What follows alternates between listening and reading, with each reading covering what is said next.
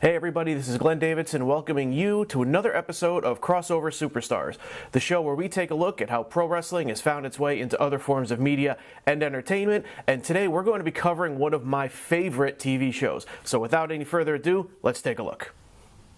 So today we're going to be taking a look at Impractical Jokers, one of my favorite TV programs ever.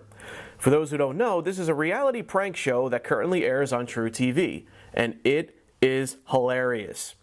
It stars four guys who met in high school and have been best buddies for over 20 years, Q, Murr, Sal, and Joe.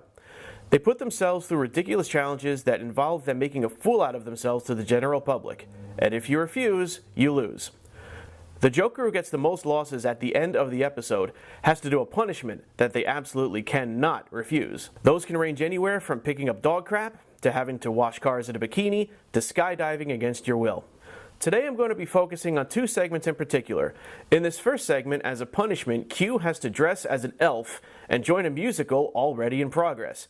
At least that's what he thinks, because in actuality it's a House of Hardcore show, and Q has to wrestle. But not before getting the crowd riled up. Everybody, right now, yell out your favorite scene from The Notebook.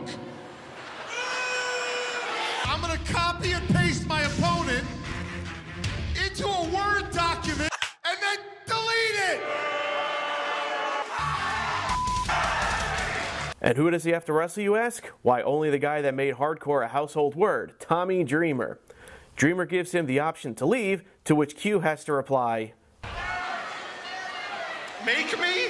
and Tommy makes him pay for it, not with one, but two open hand chops, then a suplex, that makes him tap in the center of the ring. Funny, funny stuff right here.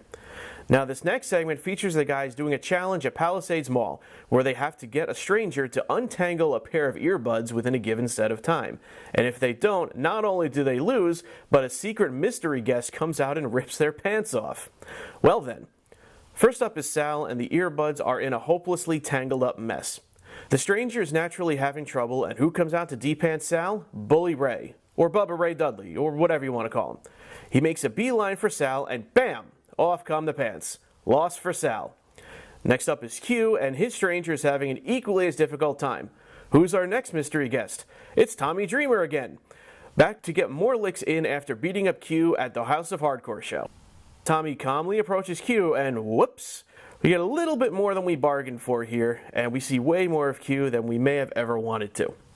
Next up is Murr, and predictably he's having the same troubles as the other guys. And who's his mystery pantser? Velvet Sky. I don't know, having Velvet Sky ripping off your pants doesn't sound like a loss to me, and I'd be happy to take Murr's place. Only I wouldn't be wearing ladies' pants like Murr is for some reason. Get dressed, yes.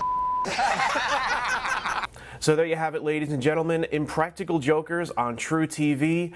It is by far one of the funniest shows that has come out in a long time. The show dropped in 2011, I believe. It is one of the shows that has become a cornerstone of TruTV, and it is the cornerstone of my television watching. Most of the time when I come home, I flip that show on, and I am on the floor laughing each and every time. And the guys are local guys. I live in North Jersey, and the four of them are from Staten Island. You know, it's a bit of a distance, you know, the whole New York-New Jersey divide.